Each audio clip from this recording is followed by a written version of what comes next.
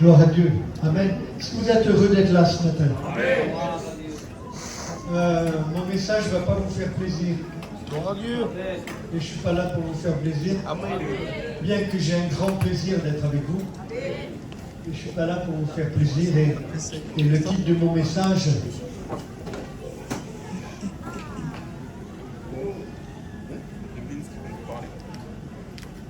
voilà, le titre de mon message, c'est La descente aux enfers de l'homme charnel.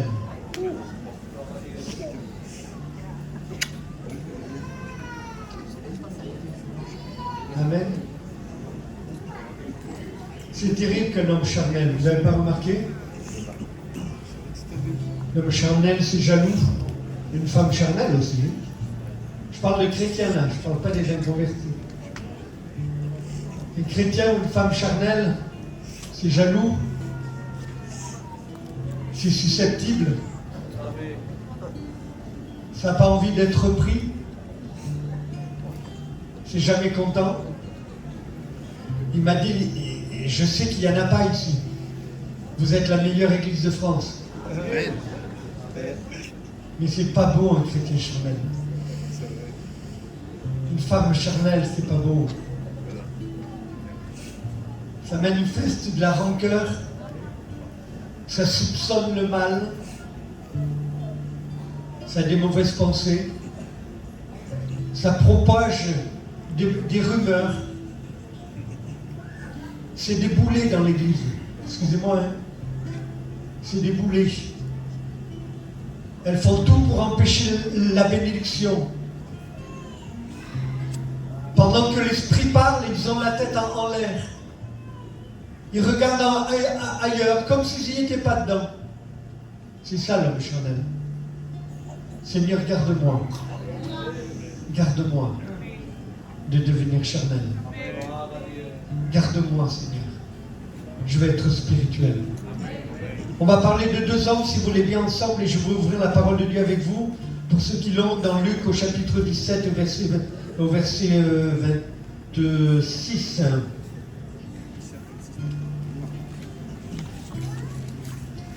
Béni soit Dieu. C'est vrai que l'homme charnel n'est pas beau, mais il y a un mais toujours. Amen. Il y a un mais. Même l'homme charnel a droit à une résurrection. Est-ce que vous croyez? Amen. Vous savez, j'ai horreur de... Je vous ouvre mon cœur ce matin, vous permettez? Je ne sais pas à quelle heure le culte va finir, c'est pas grave. Mais j'ai horreur des prédications qui cassent, qui frappent, qui détruisent. On dit la vérité, on a l'habitude de dire la vérité, mais on n'est pas là pour écraser le peuple, on est là pour relever le peuple. On est là pour encourager le peuple, amen. Des fois j'entends des gars sortir des trucs, bon... Ils oublient qu'eux-mêmes, ils sont chrétiens avant d'être pasteurs. Alors on va lire, si vous voulez bien. Ce qui arriva du temps de Noé arrivera de même au jour des fils de l'homme. Les hommes mangeaient, buvaient, se mariaient leurs enfants, jusqu'au jour où Noé entra dans l'arche. Le déluge vint et les fit tous périr. Ce qui arriva du temps de Lot arrivera pareillement. Les hommes mangeaient, buvaient, achetaient, vendaient, plantaient, bâtissaient. Mais le jour où Lot sortit de Sodome, une pluie de feu et de soufre tomba du ciel et les fit tous périr. Il en sera de même le jour où le Fils de l'homme apparaîtra. Amen. Deux situations là, il nous est parlé de deux hommes. Le premier, c'est Noé. Noé était le seul homme qui a cru à la parole de Dieu. Était le seul homme qui a cru à l'avertissement de Dieu. Et il a été obéissant. Dans sa génération, il a été obéissant. Toute une génération conduite vers le mal, dirigée vers le mal. Noé, divinement averti par l'Esprit, construit un bateau aussi grand qu'un stade dans un désert alors qu'il n'y avait jamais plu. Jamais. Et là, divinement averti pendant des années, construit une arche avec ses filles, ses belles-filles. Et il est là, il construit fidèlement. Il essaye d'annoncer. On l'appelle le prédicateur de la justice. Il essaye d'annoncer la parole de Dieu, mais personne ne veut l'écouter. Mais le jour où il rentra dans l'arche, la promesse de Dieu qui avait été faite s'est accomplie. Amen. Et quelques temps après, ils sont sortis de l'arche, et je passe, et Dieu fait une alliance avec lui. Il lui dit, chaque fois que tu verras un arc dans le ciel, tu te souviendras que je ne détruirai jamais plus la terre par l'eau. Je bénis Dieu quand je sors et que je vois l'arche dans le ciel, un arc-en-ciel. Je dis, Seigneur, tu tiens toujours tes promesses. Elles sont formelles, elles sont véritables. 2000 ans après, 4000 ans ou 5000 ans après, elles sont toujours aussi véritables. Amen. Tes promesses sont oui. Amen. Alors la terre ne sera jamais, je vous dis quelque chose, elle ne sera jamais détruite par l'eau. Mais la Bible nous dit dans le livre de Pierre qu'elle sera détruite par le feu. Comment on ne sait pas? Mais elle sera détruite par le feu. On parle aujourd'hui, excusez-moi, je ne sais pas, je ne prophétise pas, je suis loin d'être un prophète, mais on parle de bombes atomiques. On parle de choses terribles. Vous savez qu'on a des bombes atomiques qui sont capables de faire détruire 70 fois la Terre. Je ne sais pas comment ça sera passé, mais je sais une chose, c'est que nous serons déjà dans le ciel auprès du Seigneur. Est-ce que vous le croyez? Il nous est parlé de deux hommes, Lot, mais aussi je voulais vous parler d'Abraham. Lot est un garçon qui part avec Abraham. Il fait partie de sa famille. Pourtant, Dieu avait dit à Abraham, quitte ta famille, quitte ta patrie, laisse tout et viens suis-moi. Et Abraham part parce qu'il obéit à Dieu, mais il entraîne avec lui son neveu. Je ne sais pas pourquoi son neveu est là, mais il entraîne avec lui. Et ça va être pour Abraham un véritable boulet, son neveu. Il va le fatiguer.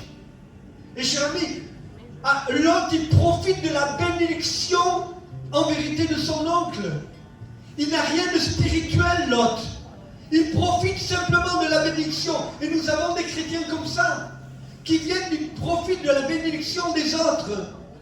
Cher ami, l'Église est bénie parce qu'il y a des gens et des femmes et des hommes qui sont sérieux et qui aiment Dieu. Alors Dieu bénit l'Église. Et il y en a qui profitent de cette bénédiction, mais ils ne prennent jamais position. Ils ne s'engagent jamais réellement avec Dieu. Et nous voyons que là, Lot est pareil. Il profite de la bénédiction. Il voit son oncle bâtir des autels, mais il n'a jamais bâti un autel. Il voit son oncle faire des choses extraordinaires, mais il n'a jamais fait. Il voit son oncle qui a une communion avec Dieu, mais lui, il n'en a jamais. Il profite simplement. Donne-moi, donne-moi, donne-moi.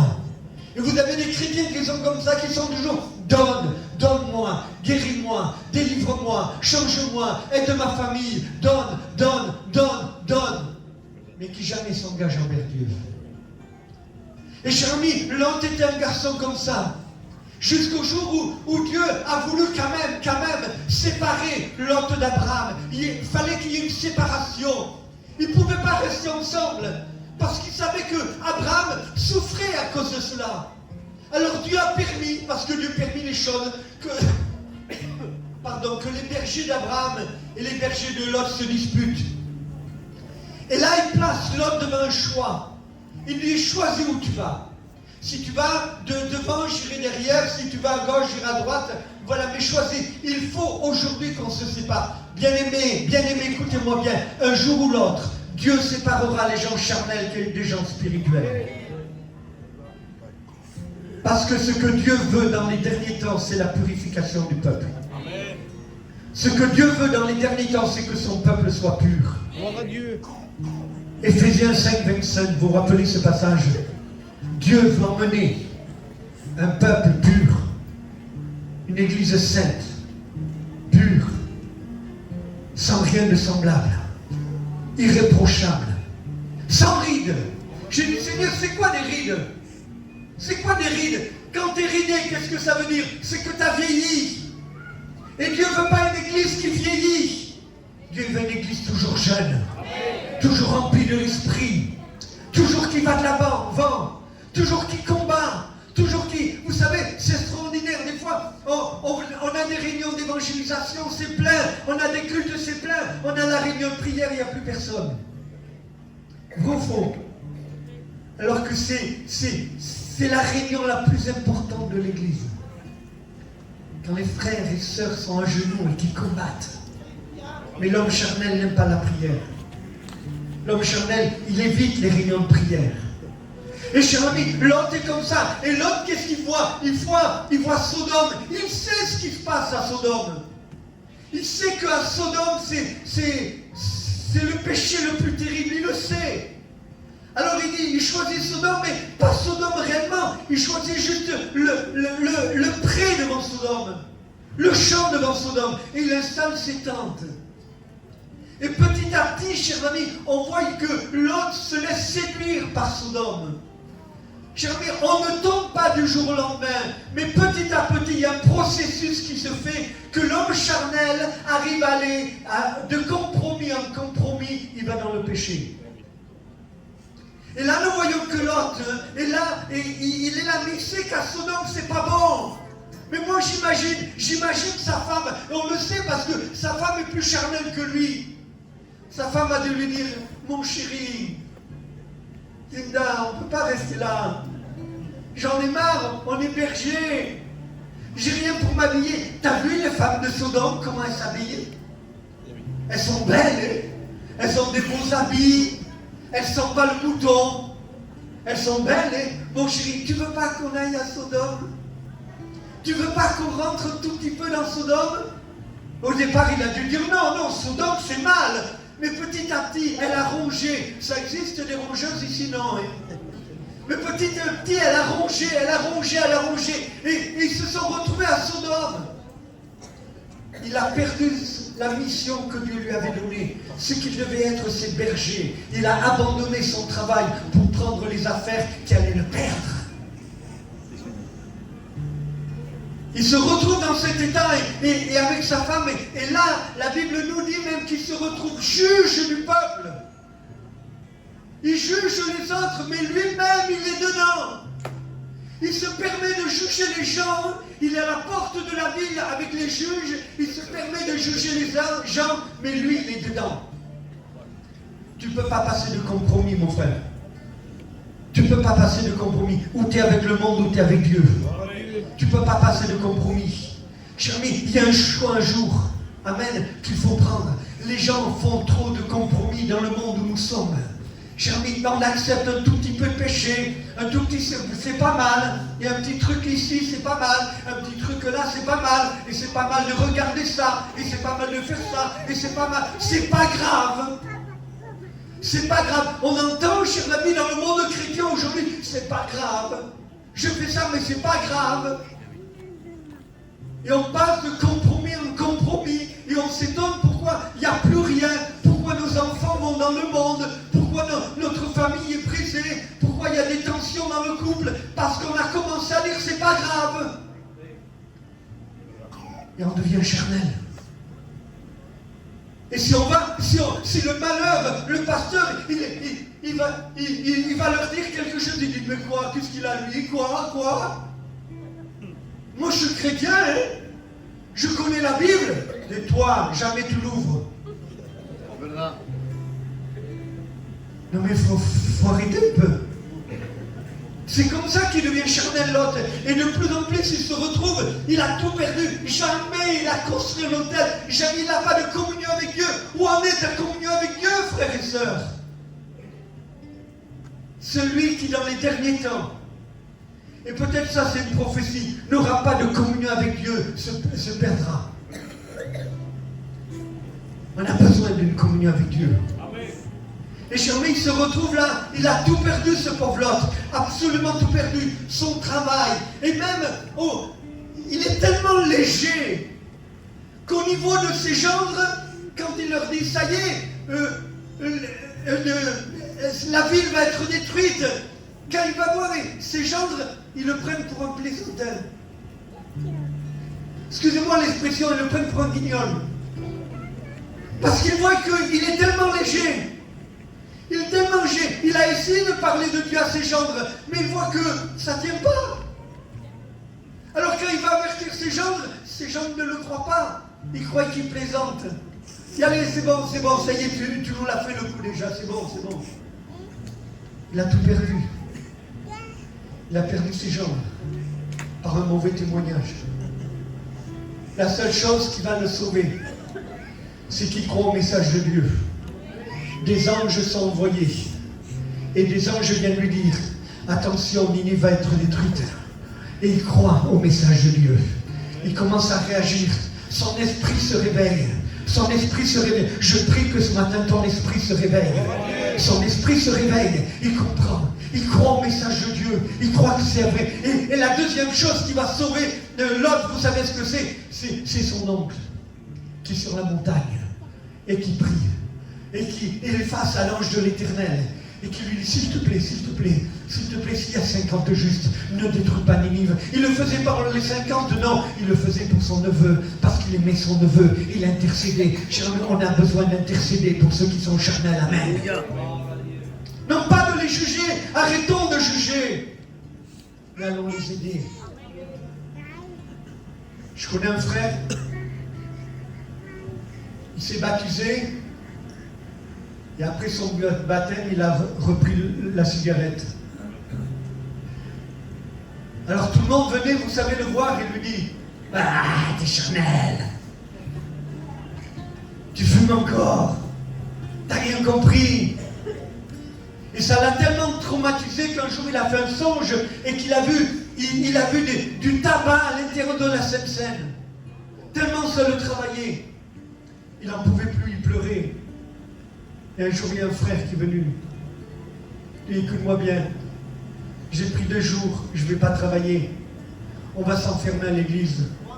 On va se mettre tous les deux, on va prier. Alléluia. Et je veux que tu sois délivré. Ils sont restés 2 jours à genoux. Ils ont cherché la face de Dieu. Et au bout d'une journée, il a été complètement délivré. Et ils ont passé la journée d'après à louer et à bénir le Seigneur. C'est ça, chers amis, aimer ses frères. C'est ça, être spirituel. Ce n'est pas accuser, mais c'est venir pour aider. Ce n'est pas accuser, mais comme nous le disait pendant le séminaire René Zanoletto, c'est lancer une corde. Lancer une corde à celui qui n'est pas bien. Lancer une corde à celui qui vit des temps difficiles. Arrête de juger. Celui qui juge, c'est qu'il est charnel. Si tu es spirituel, va voir ton frère, va voir ta sœur qui n'en peut plus, qui est fatiguée. Tu ne sais pas pourquoi elle est comme ça. Sois pas là pour juger, sois là pour l'encourager. Ah, c'est le sacrifice, des fois il faut prendre 2 jours. Cet homme avait pris 2 jours. Il n'a pas été travaillé pendant 2 jours. C'est un sacrifice pour lui. Mais combien son sacrifice a plu à Dieu, amen. Que son nom soit béni. Et cher ami, il s'est retrouvé comme ça. Et à cause de ces 2 choses, et cher ami, les anges lui ont dit, maintenant c'est temps, il faut que tu t'en ailles. Et on voit que l'autre il hésite encore. Il est là, il n'arrive pas à prendre position, il veut, mais il est pris entre les deux, et sa femme lui dit, mais qu'est-ce qu'on va faire là-bas? Et il est là, il ne sait pas, il n'arrive pas à prendre position. À un tel point que les anges le prennent par la main et le sortent de là, parce que Dieu a décidé de sauver l'autre. Parce que le livre de Pierre, je crois que c'est qui tourmentait son âme. Son âme était tourmentée tous les jours. Le Saint-Esprit travaillait son cœur. Alors comment il n'arrivait pas à prendre position? Cher ami, les anges l'ont pris, l'ont sorti, et il lui dit, va à la montagne là-bas. Mais il dit, je ne peux pas, j'y arriverai pas, je suis trop vieux. Alors va à cette petite ville qui s'appelle Tsoar. Et Tsoar, ça veut dire petit. Cher ami, Dieu ne cherche pas des choses grandes pour nous sauver. Il prend des petites choses. Les choses qui sont faibles. Les choses de ce monde qui sont les plus faibles, Dieu s'en sert pour nous sauver, que son nom soit béni. Elle y part avec Madame Lot. Mais Madame Lot, elle est toujours charnelle. Elle n'a rien compris. C'est pour ça que je vous dis, faites attention. Madame Lot, elle se met à courir. Elle suit son mari. Mais alors qu'elle est prête, alors qu'elle allait rentrer dans la ville pour être sauvée, alors qu'elle allait mettre le pied dans la ville, elle se retourne en arrière. Et elle devient une statue de sel. Chers amis, faites attention. Faites attention. Ne soyez pas charnels. Cherchez la face de Dieu. Le temps est court. Jésus revient bientôt. Priez dans les couples. Priez dans les couples. Je n'ai pas appelé ma femme tout à l'heure, elle me dit, j'ai prié pour toi ce matin, afin que tu aies un couple béni, afin que le Saint-Esprit descende. Et j'ai confiance en la prière de ma femme, amen. Je sais que Dieu va l'exaucer. Et je sais qu'on va être béni, que son nom soit glorifié. Est-ce que tu le crois ce matin, amen? Cher ami, reprenez, cher ami, si tu as laissé tomber ça, reprenez le couple à prier le Seigneur. Et si tu sens que ta femme, elle s'éloigne un peu, ou si tu sens que ton mari s'éloigne un peu, au lieu de lui dire des mauvaises paroles, au lieu de lui dire des charnels, au lieu de l'accuser, attire-les avec amour et mettez-vous à genoux ensemble dans la présence de Dieu et dire Seigneur, rends la vie à notre couple, rends la vie à notre couple, que ton esprit descende et qu'on se ranime et qu'on marche pour toi, qu'on soit prêt à tout laisser pour toi. Viens sur moi. Que son nom soit béni.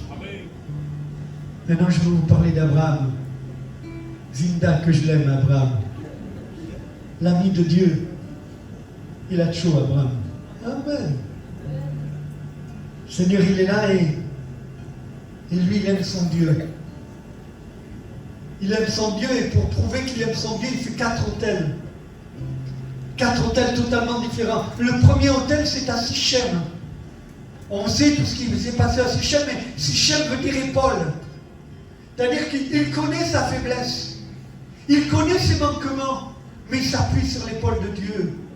Il a confiance en Dieu. Il sait que ce que Dieu promet, Dieu l'accomplira. Il a une confiance absolue en son Dieu. Alors, il a appuyé non pas sur des émotions, comme je dis hier soir, des sensations, mais il a confiance parce qu'il a entendu la parole de Dieu. Je te bénirai. Je te donnerai une grande nation. Il a confiance. Il dit, sors, compte les étoiles. Tu ne peux pas, ainsi sera ta postérité. Regarde le sable de la mer, regarde-le, regarde-le. Autant, il y a de grains de sable, autant sera ta postérité. Il a confiance. Il croit que ce que Dieu dit, c'est vrai. Jamais c'est aujourd'hui le temps de croire que ce que Dieu dit, c'est vrai. Dieu dit la vérité. Amen. Est-ce que tu le crois? Amen.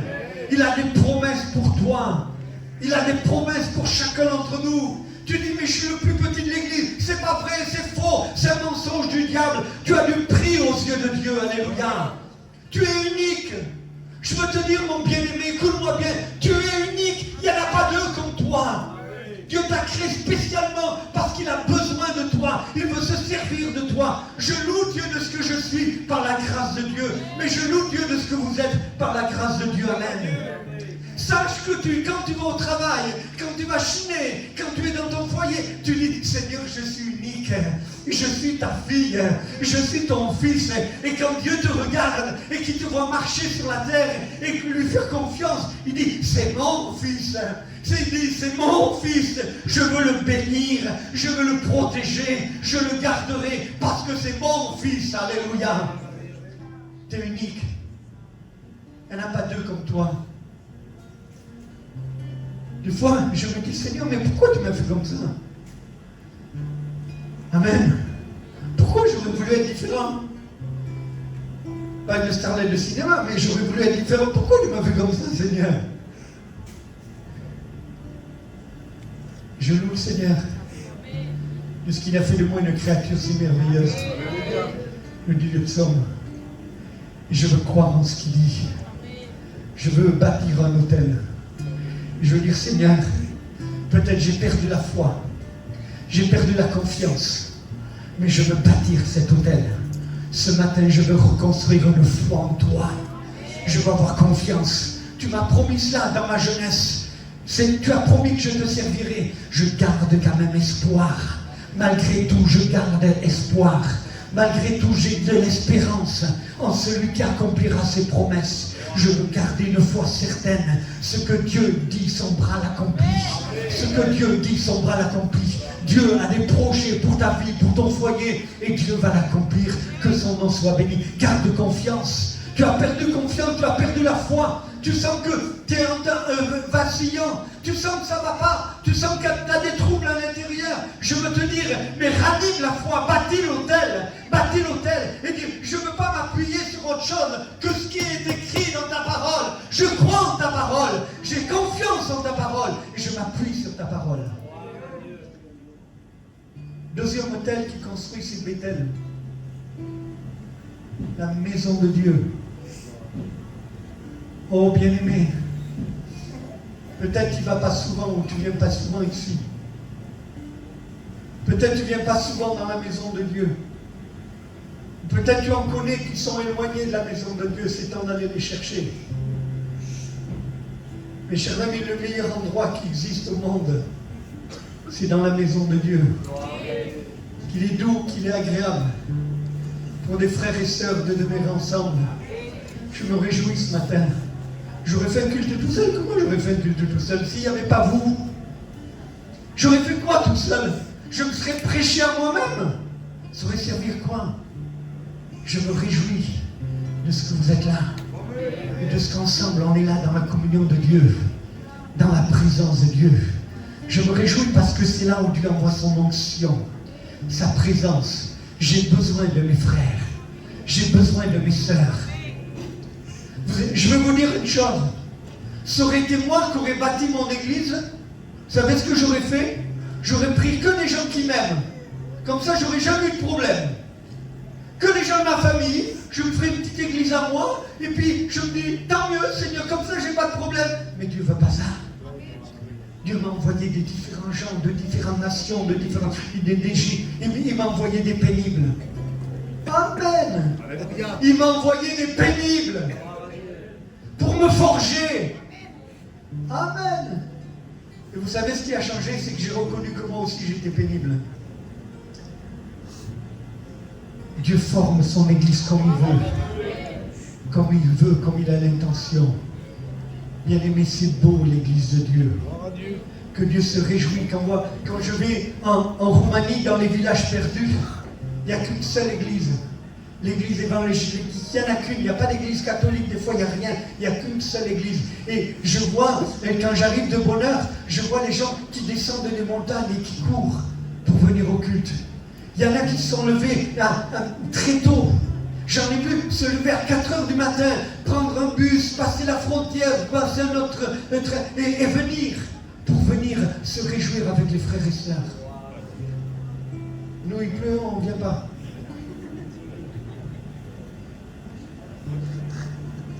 La petite est malade, on ne vient pas. Mais viens, c'est ici qu'elle va être guérie, c'est pas à la maison. Viens, c'est ici qu'elle va être guérie.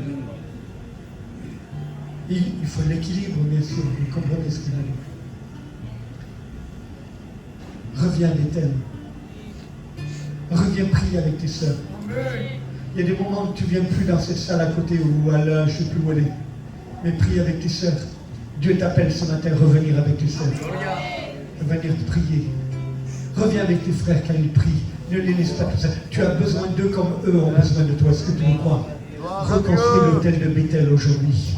Reconstruis l'hôtel de Bethel. Le troisième, c'est celui que je préfère. C'est Hébron. Il a construit un hôtel à Hébron. Et Hébron veut dire communion. Que j'aime Jésus. La communion, c'est quelque chose de particulier. La communion, ce n'est pas simplement une prière.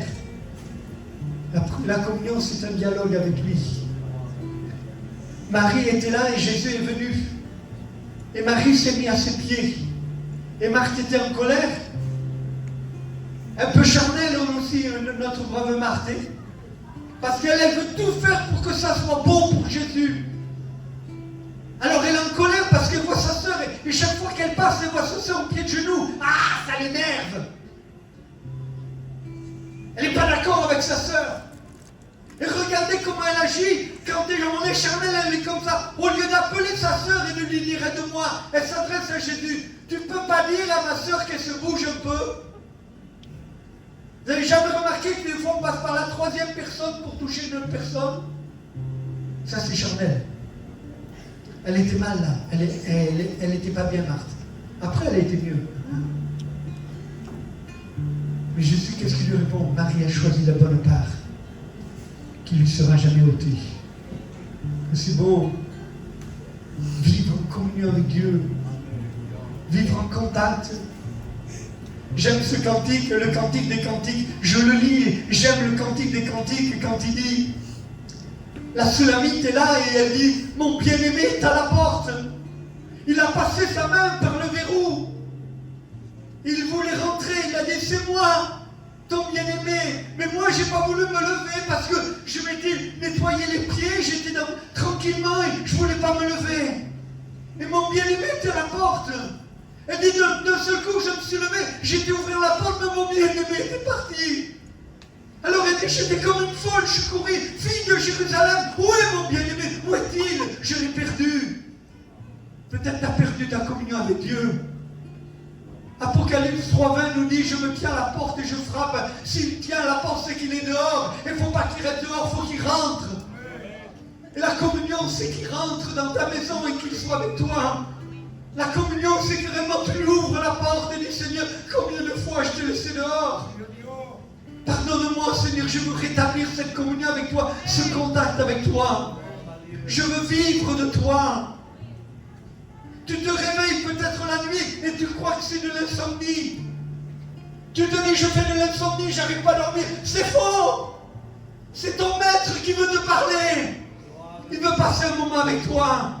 Et depuis que je l'ai compris, ma vie a changé.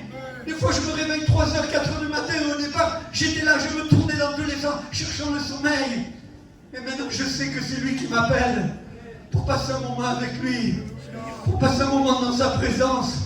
J'en ai besoin, sinon je redeviens charnel. J'ai besoin de passer ce moment, cette communion. Rétablis l'autel de la communion dans ta foyer. Rétablis l'autel de la communion dans ta vie. Dis, Seigneur, tu m'as réveillé cette nuit. Béni soit Dieu, alléluia. Est-ce que je peux passer un moment avec toi? Jésus s'est levé le matin de bonne heure. Avant que le jour se lève, et vous savez, en Israël, il se lève de très bonne heure le jour. Il est mis à part. Il cherchait son Père. Si lui avait besoin de communion, qu'est-ce que je suis moi pour ne pas avoir de communion? Je veux une communion avec lui. Je veux le sentir. Je veux sentir sa présence. Je veux sentir son contact. J'en ai besoin, bien-aimé. J'en ai besoin. Quand je roule en voiture et que je sais qu'il est à côté de moi, et je lui parle. Et je parle à Jésus. Les gens, quand ils me croisent, ils vont dire, il est fou, celui qui parle tout seul. Mais non, je lui parle à lui. Et on a une conversation tous les deux. Et je veux établir cette conversation. Je l'aime, j'ai besoin de lui. J'ai besoin de sa vie. Comme je disais, il est mon oxygène. Il est ma raison de vivre. Il est ce que j'espère le plus. J'ai besoin de lui. Oh bien-aimé, je vous en supplie. Écoutez-moi ce matin.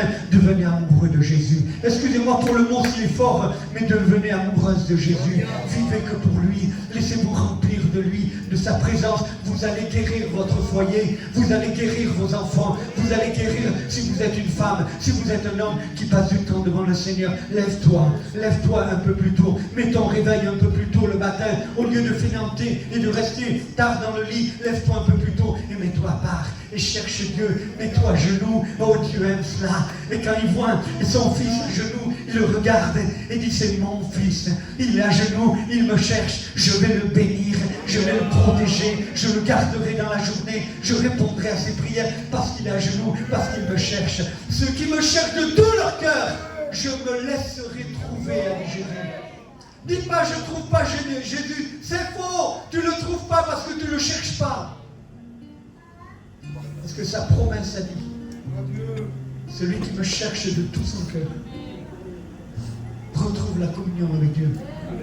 Rebâtis l'autel. Et dis, je veux trouver cette communion avec Dieu. Je veux la trouver.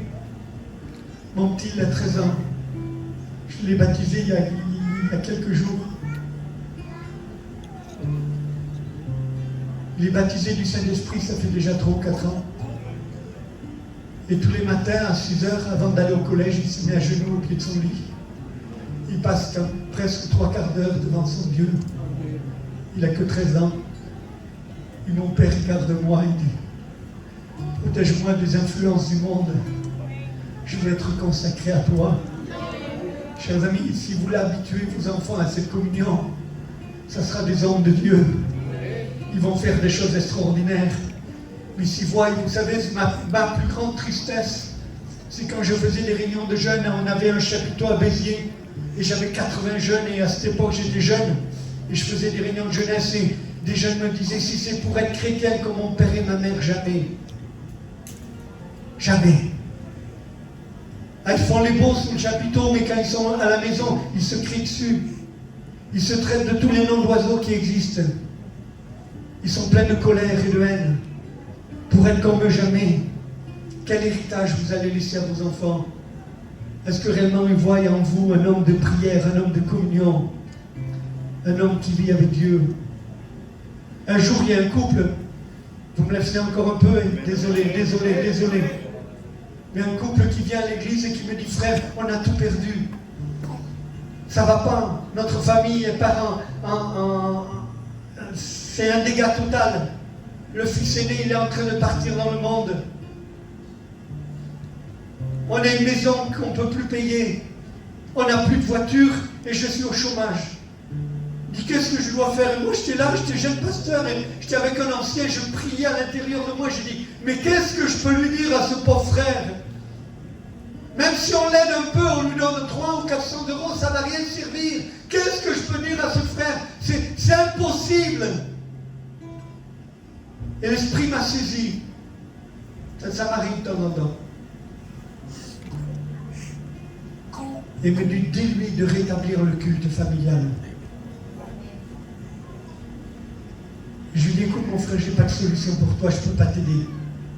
Mais à partir de ce soir, tu vas réunir ta famille. Vous allez vous mettre autour de la table. Et vous allez commencer à prier, à chercher la face de Dieu. Ils ont commencé le soir même. Ils ont passé 20 minutes. Ils étaient contents. Le deuxième soir, ils ont passé 3/4 d'heure. Le troisième soir, ils ont passé 1 heure. Et chacun partageait dans la famille. Et le dimanche est arrivé. Et le jeune qui partait dans le monde est revenu au Seigneur. Il était là au culte. Il m'a frappé sur le bras comme ça. Il m'a dit, mon père, il lit la Bible. Mon père, il lit la Bible. Il dit, ça fait des mois que je ne lis pas mon père comme ça. Mon père, il lit la Bible. En 1 mois, ils ont trouvé une voiture, ils ont vendu la maison, il a trouvé du travail et la gloire de Dieu. Et le jeune homme s'est converti. Amen. Bien-aimés, rétablissez le culte familial. Rétablissez le culte qui tient devant Dieu. Mais combien de pauvres, il y a de pauvreté dans les maisons. Combien il y a de cris, combien on regarde plus la télé que du temps qu'on passe devant Dieu. Combien on écoute des musiques qu'on ne devrait pas écouter, combien toutes ces choses, on passe du temps sur l'iPhone, sur l'iPad, sur tout ce que vous voulez. On passe du temps, C'est pas méchant, on regarde des choses spirituelles, c'est vrai, mais c'est une perte de temps. Dieu t'attend. Laisse-moi finir. Je te promets que je finis, mon frère. C'est comme si tu avais dans ta maison ton père qui était là et qui est seul et que tu lui donnes la plus belle pièce. Tu lui arranges tout, tu lui fais une jolie pièce que pour lui. Et ton père, il est alité, il ne bouge pas, il est vieux. Et toi, tu es là et c'est Dieu qui m'a donné ça. Je vous promets que c'est Dieu qui m'a donné cette pensée. Et tu es là et tu es content d'avoir ton père chez toi. Il est à l'étage, il est tranquille. Et puis, le matin, tu es là et tu t'occupes de tes affaires et tu pars travailler. Et ton père, il est là en haut à l'étage, il dit, mais mon fils n'est pas venu. Qu'est-ce qu'il fait? Qu'est-ce qu'il fait, mon fils? Je m'attendais à ce qu'il vienne et qu'il ouvre la porte. Qu'il me dise, papa, est-ce que tu vas bien? Mais mon fils, non, il est parti. Mais il dit, c'est pas grave, c'est mon fils. Je l'aime. Il va venir à midi, il va ouvrir la porte. Il va s'asseoir à côté de moi, il me parlera. Nous même communion tous les deux. On va passer un moment ensemble. Et le fils, il rentre le midi, il s'assoit, il est pressé, il mange. Il mange vite fait, il est là et il voit que l'heure tourne. Et alors, pour te tranquilliser la conscience, il dit, papa, ça va? Le père, il dit oui. Il part. père, il est toujours compatissant. Il dit, mais mon fils, il va revenir ce soir. Parce qu'il m'aime, parce que je l'aime, il va revenir ce soir. Il a été pris la journée, mais ce soir, il va être tranquille. Il va ouvrir la porte. Et on va passer un moment tous les deux. On va parler tous les deux. Mais le soir, le fils, il rentre. Il est fatigué du travail. Il se met sur le canapé. Il allume la télé, il regarde la télé. Et le père, il attend toujours en haut. Il finit la télé et puis il dit, oh, je monte très bien, mais maintenant c'est trop tard. Mon père, il doit dormir, je ne veux pas le déranger. Il va se coucher. Et le père, il a des larmes qui coulent. Parce que son fils n'a pas ouvert la porte pour passer un moment avec lui. Ainsi soient tous les rendez-vous que tu loupes avec Dieu. Tous les rendez-vous où Dieu t'attend. Et toi, tu n'ouvres pas la porte. Tous les rendez-vous où Dieu t'attend, où il voudrait passer le matin, le midi, le soir, ou même une fois, un moment dans la journée. Rétablis l'autel de la communion. Rétablis l'autel de la communion. Décide de passer un temps. Décide. Je ne sais pas si Dieu pleure dans le ciel, et sûrement pas. Il n'a pas les mêmes sentiments que nous. Mais combien on doit le décevoir avec tout ce qu'il nous a donné. Les façons dont nous, on le remercie. Et je termine. Et le quatrième autel qui construit, c'est Morija. Morija, c'est le summum. Dieu pourvoira. À la montagne de l'Éternel, on sera pourvu. Abraham, donne-moi ton fils. Donne-moi ton fils. C'est pas possible. Qu'est-ce qu'il dit? Il dit rien. Il se lève le matin de bonne heure, il va offrir son fils. Avec les serviteurs, il est là. Et son fils, il porte le bois et le feu. Il dit, mais père, écoute-moi. Qu'est-ce qui se passe? On a le bois, on a le feu, mais où est l'offrande? Et lui, la confiance en Dieu. Mon Dieu se pourvoira lui-même de l'offrande. Quelle confiance, quelle assurance. Et il dit à ses serviteurs, restez là, moi et mon fils, on va offrir le sacrifice. Et nous reviendrons. C'est-à-dire qu'il savait qu'il allait retrouver son fils par résurrection. Il avait cette assurance que ce que Dieu lui avait donné, il ne pourrait jamais le reprendre. Je veux te dire que ce que Dieu t'a donné, ne te le reprendra jamais. Toi, tu peux le perdre, mais lui ne te le reprendra pas. Et là, chers amis, il monte et au moment où vous connaissez où il est, on ne va pas, j'aurais plein de choses à dire, mais au moment où il va offrir son fils, Dieu lui parle. Écoutez ce que Dieu lui dit. Je le jure, parole de l'Éternel. Est-ce qu'on peut jurer plus fort que cela? Je le jure, parole de l'Éternel, parce que tu ne m'as pas refusé ton fils. Je te bénirai. Ta postérité sera bénie. Et nous sommes sa postérité. Et ce matin, nous sommes dans ce culte parce qu'Abraham n'a pas refusé son fils. Un jour, un frère de l'église avait un petit qui était très malade. Et on lui dit, le docteur lui dit, surveillez-le, il va sûrement partir cette nuit.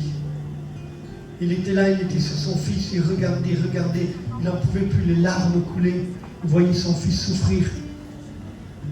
Il ne savait plus quoi faire et je connais bien ce frère et à un moment il ne sait plus quoi faire, il est en pleurs, il ne sait plus quoi faire, il dit à sa femme reste là, il descend dans le salon, il se met à genoux dans le salon, il dit Seigneur, pourquoi? Et Dieu lui dit donne-moi ton fils. Il dit c'est pas possible Seigneur, tu me demandes quelque chose de trop, mais Dieu lui dit donne-moi ton fils. Seigneur, mais je l'aime, c'est mon enfant. Donne-moi ton fils. Au bout de combat et une heure ou je ne sais plus combien de combats, il arrive, il plie le genou en pleurant, en sanglots, il dit Seigneur, je te donne mon fils.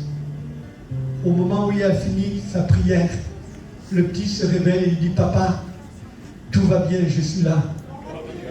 Et chers amis, aujourd'hui cet enfant, il est serviteur de Dieu, amen. Il n'y a pas de sacrifice, chers amis, plus grand que de tout donner au Seigneur. Donne tes enfants au Seigneur. Donne ton mari au Seigneur. Et Dieu te bénira. On va prier maintenant le Seigneur. Vous l'avez bien compris, le Seigneur. Nous sommes devant toi, Seigneur, brisés à l'intérieur.